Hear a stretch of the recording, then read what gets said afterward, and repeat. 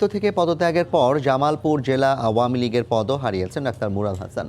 তার পদত্যাগপত্র মন্ত্রিপরিষদ বিভাগে জমা দেওয়া হয়েছে জানিয়ে তথ্যমন্ত্রী হাসান মাহমুদ বলেছেন, মুরাদ হাসানের কিছু কথা সরকার এবং দলকে বিব্রত করেছে। সংসদ সদস্য হিসেবে তার বিরুদ্ধে ব্যবস্থা নেওয়া হবে কিনা সে সিদ্ধান্ত স্পিকারের বলে জানিয়েছেন দলের সাধারণ সম্পাদক ওবায়দুল কাদের। মঙ্গলবারের মধ্যে তথ্য ও সম্প্রচার প্রতিমন্ত্রীর পদ থেকে ডাক্তার মুরাদ হাসানের পদত্যাগের নির্দেশ ছিল প্রধানমন্ত্রীর। ওই দিন সকালেই ব্যক্তিগত কারণ দেখিয়ে প্রধানমন্ত্রী বরাবর লেখা পদত্যাগপত্র নিজ দপ্তরে পাঠান মুরাদ হাসান। সেই পদত্যাগপত্র ভুল করেছেন তিনি। 2019 সালের 19 মে থেকে তথ্য ও সম্প্রচার প্রতিমন্ত্রীর দায়িত্বে থাকা সত্ত্বেও পদত্যাগপত্রে উল্লেখ করেন 19 মে 2021 থেকে তথ্য প্রতিমন্ত্রীর দায়িত্বে রয়েছেন। পরে তা আবার সংশোধন করা হয়। এ বিষয়ে তথ্যমন্ত্রী ডক্টর হাসান মাহমুদ বিকেলে সচিবালয়ে জানান, প্রতিমন্ত্রী তার পদত্যাগপত্র মন্ত্রণালয়ে পাঠিয়েছেন এবং তা মন্ত্রিপরিষদ বিভাগে জমা দেওয়া হয়েছে। গত কয়েক মাস ধরে তার মধ্যে আমি কিছুটা পরিবর্তন লক্ষ্য করেছি। তার কিছু বক্তব্য, কিছু ঘটনা আসলে সরকার এবং দলকে বিব্রত করেছে। নিজে সাইন করা পদত্যাগপত্র ইতিমধ্যেই সেটি মন্ত্রিপরিষদ বিভাগে নিয়ে গেছে। তার সুস্থতা এবং তার মঙ্গল কামনা করি। এদিকে জামালপুর 4 আসনের এই সংসদ সদস্য প্রসঙ্গে সচিবালয়ে আওয়ামী লীগের সাধারণ সম্পাদক জানান, সংসদ সদস্য হিসেবে তার বিরুদ্ধে ব্যবস্থা নেওয়া হবে কিনা সে সিদ্ধান্ত নেবেন জাতীয় সংসদের স্পিকার। অপরাধী যেই হোক, অপকর্ম যেই করুক, আইনের ঊর্ধ্বে কেউ নন।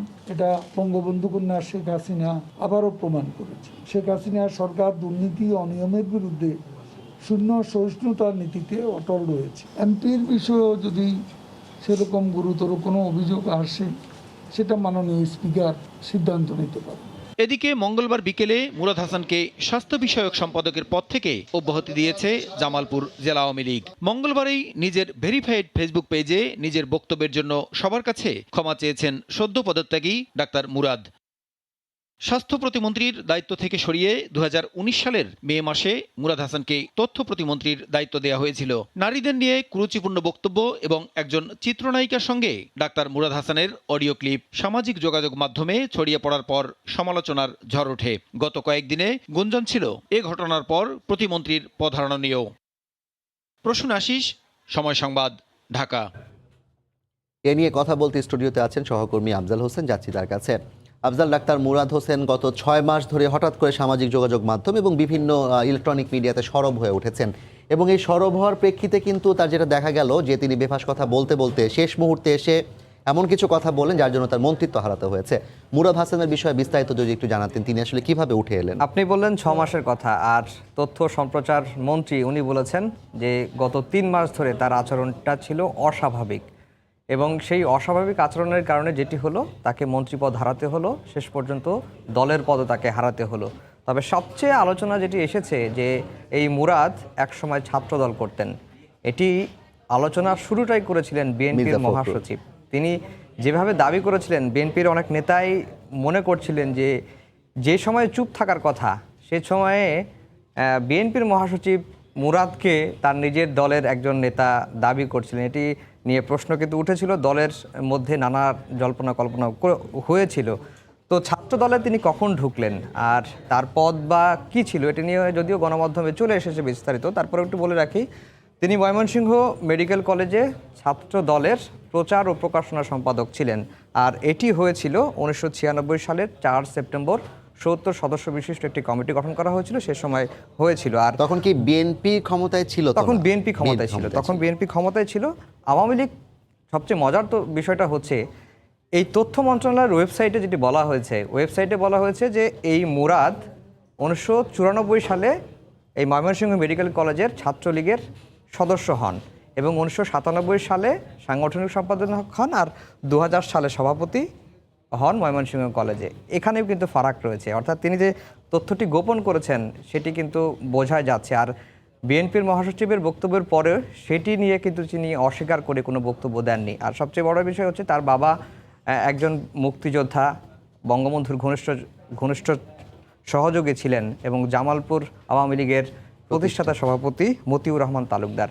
সেই কারণেই হয়তো আওয়ামী লীগ এত দিকে ঘাটায়নি আমার যতটুকু মনে হয়। আর এই যে মুরাদের বিতর্কিত কর্মকাণ্ড সেটি একটু দেখতে চাই যে কি কারণে মুরাদকে বিতর্কিত কর্মকাণ্ড বলা হচ্ছে। সেটি হচ্ছে যে সংসদ ও মন্ত্রিসভাকে বিতর্কিত করা হয়েছে। তিনি একজন আইন প্রণেতা এবং মন্ত্রিসভার একজন সদস্য, যদিও যে মন্ত্রণালয়ের পূর্ণ মন্ত্রী থাকেন তিনি মন্ত্রিসভার বৈঠকে থাকেন না। তারপরেও এই যে বিতর্কিত কর্মকাণ্ডের কারণে এই দুটি বিভাগকে তিনি প্রশ্নের মুখে ফেলেছেন। আইন শৃঙ্খলা রক্ষাকারী বাহিনীকে বিতর্কিত করা হয়েছে। তিনি মাহিয়া মাহিকে যে ফোনে যে ধরনের কথাগুলো বলা হয়েছে যে ডিবি পাঠাবো, এসবি পাঠাবো, ডিজিএফআই পাঠাবো, এনএসআই পাঠাবো, পাঠিয়ে তোমাকে তুলে নিয়ে আসবো, এই কারণে অনেকের মধ্যে একটা প্রশ্ন তো তৈরি হয়েছে যে মন্ত্রী হলে বা এমপি হলেই এ ধরনের ক্ষমতার অপব্যবহার করা যায় কিনা। এটির কারণে এই বাহিনীগুলোকেও প্রশ্নবিদ্ধ করা হচ্ছে। দায়িত্বশীল পদে থেকে নারী সমাজকে অপমান করা হয়েছে। আমাদের সংবিধানের মূলনীতি হচ্ছে নারী পুরুষের সমান অধিকার, বা একজনের মর্যাদাটাকে খাটো করে দেখা যাবে না, কিন্তু গুরুত্বপূর্ণ পদে থেকে তিনি সেটি করেছেন। আর দলের গঠনতন্ত্র বিরোধী কর্মকাণ্ড এটি তো আছেই। আরেকটি বিষয় হচ্ছে যে তার এই ঘটনায় বিব্রত হয়েছে আওয়ামী লীগ এবং লজ্জিতও হয়েছে আওয়ামী লীগ। একজন নেতা সেটিই কিন্তু বলেছেন, সেই কারণেই তার বিরুদ্ধে এই তড়িৎ এই ব্যবস্থাটি নেওয়া হচ্ছে। কি বলছে আওয়ামী লীগ আমরা একটু দেখতে চাই আওয়ামী লীগের বক্তব্যগুলো। আওয়ামী লীগ বলছে যে বেফাঁস মন্তব্য থেকে বিরত থাকতে হবে। দলের যারা আছেন দায়িত্বশীল পদে থাকেন তাদেরকে এই বেফাঁস মন্তব্য থেকে বিরত থাকতে হবে।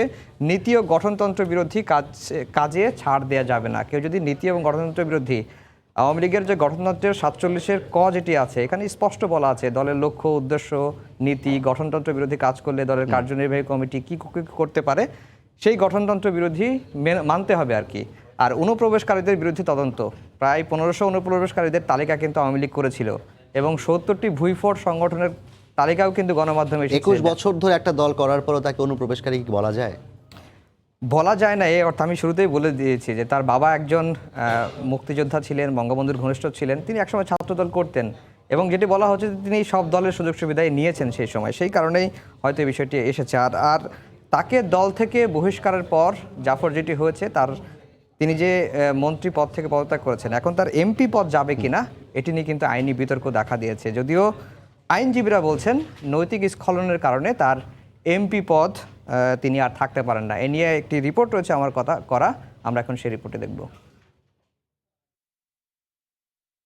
নারীদের নিয়ে কুরুচিপূর্ণ মন্তব্য এবং বিতর্কিত কর্মকাণ্ডের জেরে প্রতিমন্ত্রী পদ থেকে পদত্যাগ করার পর ডাক্তার মুরাদের সংসদ সদস্য পদ কেড়ে নেওয়ার দাবি উঠেছে। অনেকে বলছেন এমপি পদে থাকার যোগ্যতা হারিয়েছেন তিনি। মুরাদ কাণ্ডে লজ্জিত আওয়ামী লীগও। দলটির নেতারা বলছেন অন্যায় করলে কোনো ছাড় নয়। নারীদেরকে নিয়ে অসম্মানজনক কথা অথবা কুরুচিপূর্ণ কথা কোনোটাই বলা বাঞ্ছনীয় নয়। এটা এই ধরনের বক্তব্য তার কাছ থেকে কেউই প্রত্যাশা করে না। এজন্য আমরা বিব্রত এবং লজ্জিত।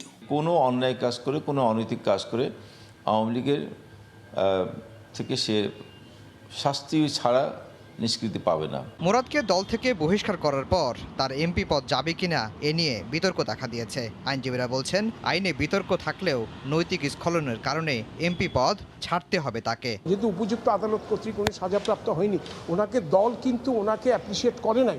দল ওনাকে মন্ত্রিত্ব পদটা ছিনিয়ে নিয়েছে। দ্যাট মিনস ওনার দল অ্যাকসেপ্ট করে নিল নৈতিকতা খলনের যে এলিগেশন সেটা কারেক্ট। সেই দিক থেকে আমি যদি বিবেচনা করি, আমি একজন সাধারণ আইনজীবী বা সাধারণ নাগরিক হিসেবে আমি মনে করি ওনার সংসদ সদস্য পদে থাকা উচিত না। এদিকে নারীদের নিয়ে মুরাদের কুরুচিপূর্ণ মন্তব্যের অডিও ভিডিও 24 ঘন্টার মধ্যে সামাজিক যোগাযোগ মাধ্যম থেকে সরাতে বিটিআরসিকে নির্দেশ দিয়েছেন উচ্চ আদালত। আফজাল হোসেন, সময় সংবাদ, ঢাকা। জাফর, আফজাল, দেখলাম তার ব্যাপারে কথা হচ্ছে এমপি পদ যাওয়ার বিষয়ে, এবং এরপরে আসলে আজকে তো আরও বেশ কিছু ঘটনা ঘটেছে তার বিরুদ্ধে, সেগুলো কি যদি একটু বিস্তারিত জানাতেন। সেটা বলবো। আগে এমপি পদ কখন যায়, সংবিধান কি বলে, আইন কি বলে, একটু নজির দেখাতে চাই। সংবিধানে এমপি পদ যাওয়া নিয়ে 3টি কারণের কথা বলা আছে। প্রথম কারণটি হচ্ছে নৈতিক স্খলনের অভিযোগে কারো যদি 2 বছরের দণ্ড হন, আদালত যদি সেই দণ্ডটা দেন তাহলে তার এমপি পদ চলে যাবে এবং দণ্ডটা খাটার 5 বছর পরে তিনি আবার এমপি পদে নির্বাচন করতে পারবেন। এক্ষেত্রে তিনি যেহেতু এখন পর্যন্ত তার বিরুদ্ধে মামলা হয় নাই বা তিনি আদালতের দ্বারস্থ হয় নাই, তাকে আদালতের মুখোমুখি করতে হয় নাই, এক্ষেত্রে তার বিষয়টি এখানে খাটতেছে না। আর দল থেকে পদত্যাগ, তিনি যদি দল থেকে পদত্যাগ করেন তাহলে তার এমপি পদ চলে যাবে। আর দলের বিপক্ষে ভোট, এটি হচ্ছে সংসদের বিষয়। সংসদে যখন সরকারি দল কোনো বিল আনে এবং সেই বিলের পক্ষে বিপক্ষে যদি কেউ ভোট দেন তাহলে এটাকে বলে ফ্লোর ক্রসিং, যেটাকে বলে। দ্বিতীয় যেটি বললেন, দল থেকে পদত্যাগ বললেন, দল থেকে বহিষ্কার করলেও কি চলে যাবে নাকি সেটা আসলে এখানেই স্পষ্ট করে বলা নেই, সেই কারণেই বিতর্কটা উঠছে যে এই তিনটি কারণেই মূলত একজন এমপির পদ যায়, কিন্তু দল থেকে বহিষ্কার করলে সেটি ক্ষেত্রে যায় কিনা অতীতের কয়েকটি উদাহরণ আছে। আমরা যদি অতীতের উদাহরণগুলো দেখি তাহলে বুঝতে পারবো। এর আগে লতিফ সিদ্দিকীর পদত্যাগের ইস্যুটা আলোচনা এসছে। লতিফ সিদ্দিকীকে এই একই রকমের কারণ, বেফাঁস মন্তব্যের কারণেই তাকে দল থেকে বহিষ্কার করা হয় এবং আওয়ামী লীগ থেকে নির্বাচন কমিশনে চিঠি দেওয়া হয় যে লতিফ সিদ্দিকীর এমপি পদটা যেন খালি করা হয়, কিন্তু সংসদ সচিবালয় বলেছেন বা নির্বাচন কমিশন বলেছেন যে আইনে এটি নিয়ে স্পষ্ট বিধান নেই। সেই কারণে পরে লতিফ সিদ্দিকী বাধ্য হন নিজেই পদত্যাগ করতে, তার কারণে তার পদটি শূন্য হয়ে যায়। আর পাপুলের এমপি পদ বাতিল হয়েছে দণ্ডপ্রাপ্ত হওয়ার কারণে। আর সুলতান মোহাম্মদ মনসুরের পদ নিয়ে পুরনো বিতর্ক, অর্থাৎ সুলতান মোহাম্মদ মনসুর গত ইলেকশনে বিএনপির ঐক্যজোটের প্রার্থী ছিলেন এবং তারা সিদ্ধান্ত নিয়েছিলেন সংসদে যাবেন না, শপথ নেবেন না, কিন্তু দলের সিদ্ধান্তের বিরুদ্ধে গিয়ে তিনি শপথ নিয়েছিলেন। সেই কারণে দল থেকে তাকে বহিষ্কার করেছিল এবং সাংগঠনিক পদ থেকেও তাকে বহিষ্কার করেছিল, তারপরেও কিন্তু তার পদ যায় নাই। তো এটা বোঝা যায় যে দল থেকে বহিষ্কার করলেও একটি আইনি বিতর্ক কিন্তু থাকেই। আর আজকে এই ডাক্তার মুরাদ কাণ্ডে চিত্রনায়ক ইমনকে 2 দফা জিজ্ঞাসাবাদ করেছে। 1 দফা জিজ্ঞাসাবাদ করেছে ডিবি, আরেক দফা জিজ্ঞাসাবাদ করেছে র্যাব।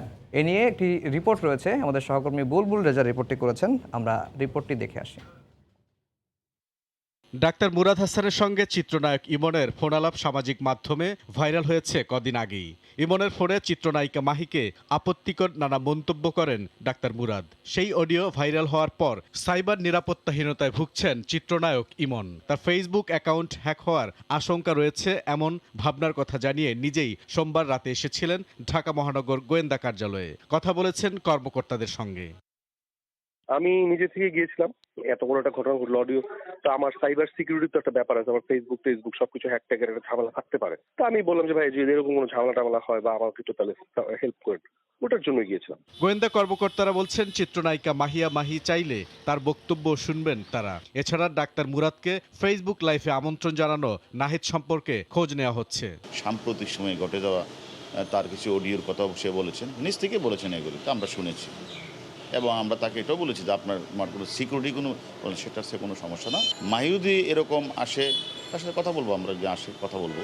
নাহিদ নামে একটি ছেলে প্রায় তার টিভি ক্যামেরার মধ্যে রয়েছে, সে মন্ত্রী মহোদয়কে বিভিন্ন সময় সে উস্কানিমূলক কথা বলেছেন, তার সম্পর্কে আমরা খুব খবর নিচ্ছি। সম্প্রতি সামাজিক যোগাযোগ মাধ্যমে ভাইরাল হয় ডাক্তার মুরাদ হাসান, চিত্রনায়ক ইমন ও নায়িকা মাহির একটি ফোনালাপ। সেখানে মাহিকে অশ্লীল কথাবার্তা ছাড়াও হুমকি দিতে শোনা যায়। এই ঘটনার পর বিষয়টির সুষ্ঠু তদন্তের দাবি জানিয়ে আসছেন নেটিজেনরা। বুলবুল রেজা, সময় সংবাদ, ঢাকা। আফজাল, ইমনের বিষয়টি তো দেখলাম, নাহিদের কথা আসলো। নাহিদ রেঞ্জ পিকচার্স নামে তাকে একটা ইউটিউব চ্যানেল আছে। 2012 সালে প্রতারণার মামলা তাকে গ্রেপ্তার করা হয়েছিল। 25 লাখ টাকা আত্মসাৎ এবং হত্যার হুমকি দিয়েছিলেন ধারকারীকে। তো এই নাহিদকে আসলে মুরাদ কেন স্পেস দিচ্ছিলেন কিংবা তাকে ব্যাপারে আসলে কি ভাবছে? এই বিষয়টি আমার আসলে জানা নেই যে মুরাদ কেন বারবার নাহিদের ডাকে সাড়া দিয়ে ফেসবুক লাইভ করেছেন, এটি আমার বিষয়ে জানা নেই। তবে আজকে সবশেষ মুরাদ কাণ্ডে নিয়ে যেটি আপডেটটা আমরা একটু দিতে চাই, দিয়ে শেষ করবো আশা করি। মুরাদের বিরুদ্ধে একটি অভিযোগ দায়ের হয়েছে, শাহবাগ থানায় এই অভিযোগ দায়ের করেছেন ঢাকা বিশ্ববিদ্যালয়ের শিক্ষার্থীরা। যেহেতু তিনি ঢাকা বিশ্ববিদ্যালয়ের ছাত্রলীগ নিয়ে বেশ কিছু আপত্তিকর মন্তব্য করেছেন, আর তাকে দল থেকে অব্যাহতি দেওয়া হচ্ছে। জামালপুরের তিনি আওয়ামী লীগের স্বাস্থ্য ও বিষয়ক সম্পাদক ছিলেন, সেই পদ থেকে তাকে অব্যাহতি দেওয়া হচ্ছে। মামলার সিদ্ধান্ত বিএনপি নিয়েছে, যেহেতু বিএনপি জাইমা রহমানকে নিয়ে আপত্তিকর মন্তব্যগুলো করেছেন। আর চিত্রনায়ক ইমনকে ডিবি ও র্যাবের জিজ্ঞাসাবাদ করা হয়েছে। এটি হচ্ছে বিষয়। আর সবচেয়ে বড় বিষয়টি হচ্ছে যে এই ডাক্তার মুরাদের যে নৈতিক স্খলনের অভিযোগটি এর মধ্যে কিন্তু প্রমাণিত হয়েছে, আদালতের মাধ্যমে প্রমাণিত হয়নি, কিন্তু সরকারি দল, যে দলের মনোনয়ন নিয়ে তিনি সংসদ সদস্য হয়েছিলেন, তারা কিন্তু প্রমাণ পেয়েছে। সেই কারণে অনেকেই বলছেন যে নৈতিক স্খলনের যেহেতু অভিযোগে প্রমাণিত হয়েছে, তার দলীয় পদ থেকেও তাকে যেহেতু সরানো হয়েছে, তার সংসদ সদস্য পদে থাকার অধিকার তার নেই। আর সবশেষ যেটি বলে রাখি যে তিনি ফেসবুক স্ট্যাটাসে যে ক্ষমা চেয়েছেন, দুঃখ প্রকাশ করেছেন, তার ভাষাটা দেখলে আপনি বুঝতে পারবেন আমি যদি কোনো অপরাধ করে থাকি, তিনি এখনো বিশ্বাস করতে পারছেন না যে তিনি আসলে অপরাধ করেছেন। কারণ তিনি এক জায়গায় নিজেই বলেছেন আমার মুখ এত খারাপ আমার আশপাশে কেউ থাকতে পারে না। হ্যাঁ, তো সেই কারণেই যে তার মতো একজন ব্যক্তিকে সংসদ সদস্য পদে রাখবেন কিনা বা তাকে সংসদ সদস্য পদের বিরুদ্ধে আওয়ামী লীগ কোনো ব্যবস্থা নেবে কিনা সেটি আসলে দেখার বিষয়। জাফর, অনেক ধন্যবাদ আব্দুল। আপনাকে আমাদের প্রত্যাশা ভবিষ্যতে আসলে জনপ্রতিনিধি এবং যারা নাকি মন্ত্রণালয়ের দায়িত্ব থাকবেন তাদের অবশ্যই আরও সতর্ক হয়ে কথাবার্তা বলতে হবে এবং তারা আমাদের যেই জনগণের যে প্রত্যাশা সেটি পূরণ করতে সমর্থ হবেন। দর্শক, আমাদের সঙ্গে যুক্ত হয়েছিলেন রিপোর্টার আফজাল হোসেন, জানাচ্ছিলেন যে সম্প্রতি তথ্য প্রতিমন্ত্রী ডক্টর মুরাদ হাসানকে কেন্দ্র করে যে সমস্ত বিতর্ক চলছে সে বিষয়ে বিস্তারিত।